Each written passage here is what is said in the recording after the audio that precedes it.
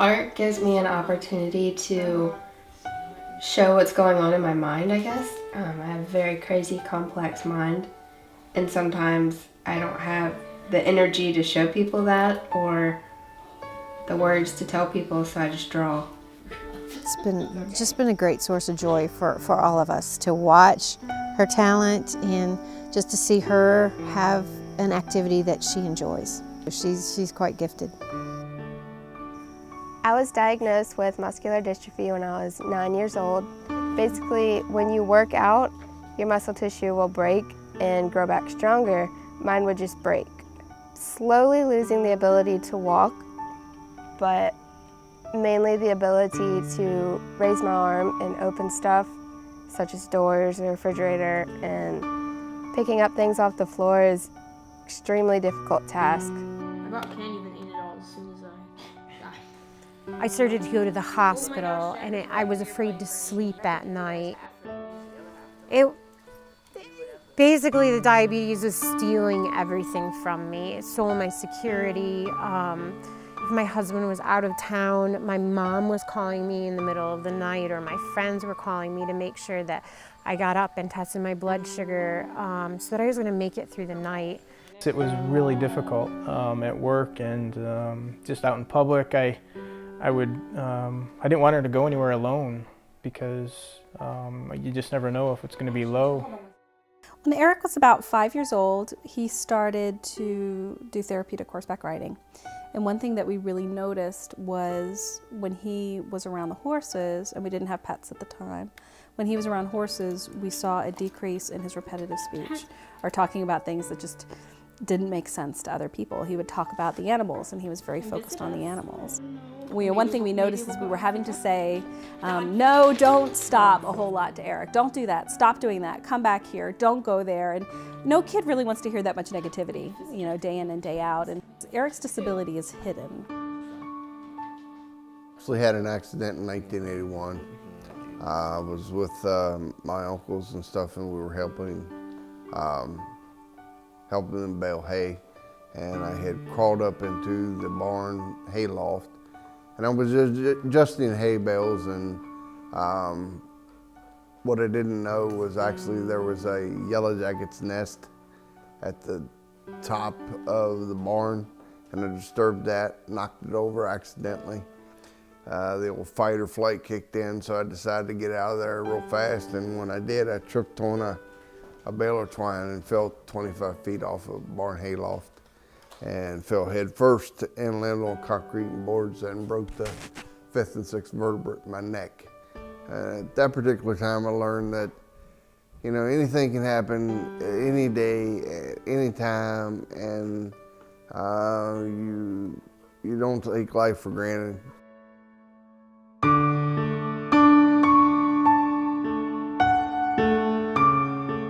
Well, we want to give someone greater independence through the help of a trained dog.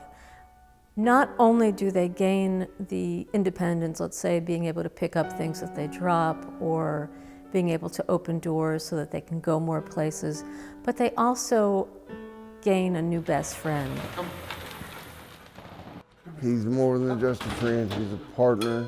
He's my right arm. But I found that I've stepped up to having more enjoyment in life because he's around. I'm here by myself.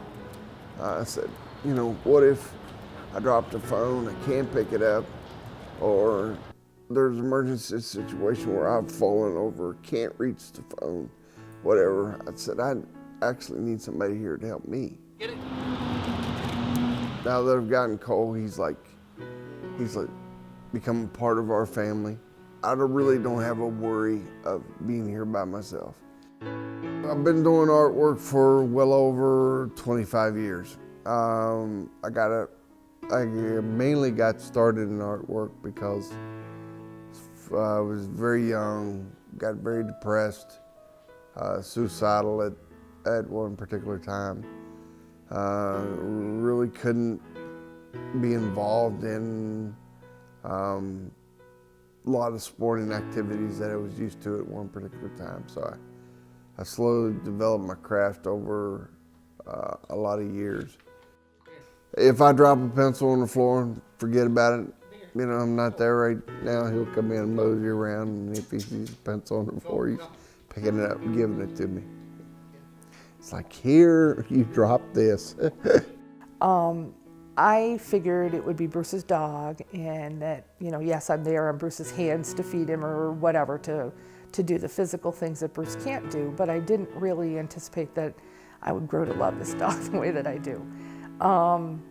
And the funny part about Cole is he's made our life richer.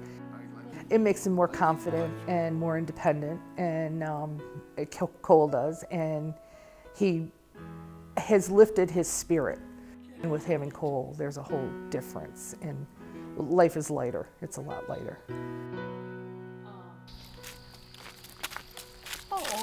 Diseases kind of take on their own character in different people. So there are some type 1s that it seems like it is not super difficult to manage how much insulin do I need and how much exercise and how much food do I have to eat. With my body, that balance, it's not little. When things get knocked off, it's very hard to settle, get them to stabilize. When I'm out in public with Opus, he will usually bump my purse. Sometimes he bumps my leg, and that lets me know that I need to stop and test my blood sugar. And Opus is very good at alerting while my blood sugar is changing, so that I don't get in a situation where I'm very confused and I don't know what's going on and I need assistance in public. So if we're inside and Opus needs to alert, he can pull a cord on the toggle switch and it goes off and we can hear it all throughout the house. It's not just me he's alerting, it's everybody. It's like relief having Opus because he's around and he helps a lot. Like when I was younger and when we didn't have Opus, she was, it seemed like every other day she was going, like leaving work and going to the hospital because her sugar was low or high or something. I don't have to worry about that as much anymore.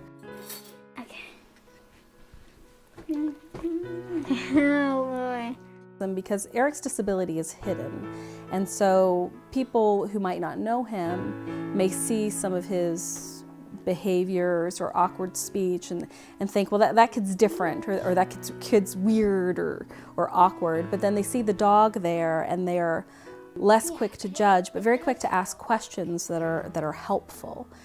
Louis always helps me stay under task. He always gets me a lot of love, as you know, he's so cute. And also, he always sniffs on me for some reason. And he also licks me.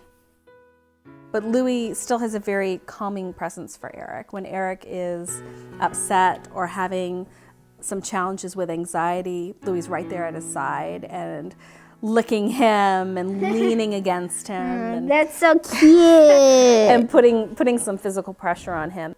This is really amazing because I've seen people who've had pets and who love their pets very much, but this is very different. I mean, this kind of connection is really special.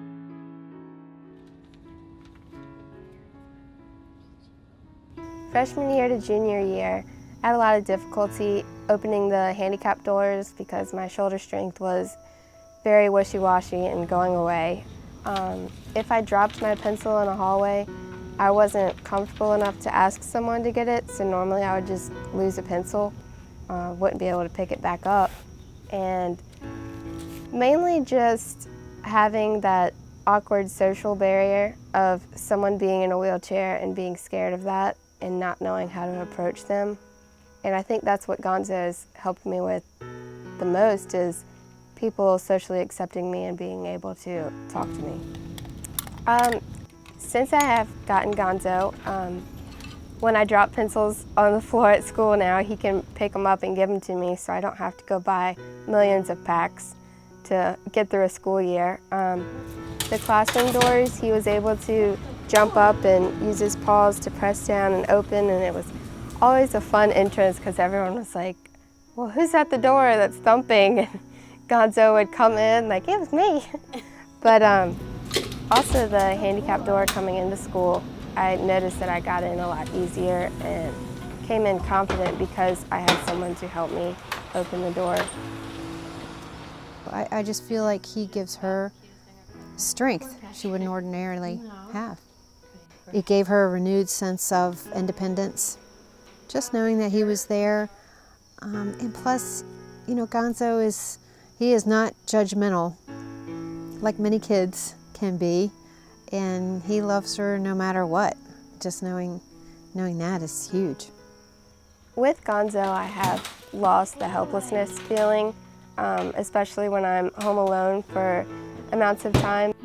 Gonzo has become my best friend. I enjoy people coming up to me and telling me that they can see the love in his eyes that he has for me. Being a service dog, it takes a very special kind of dog.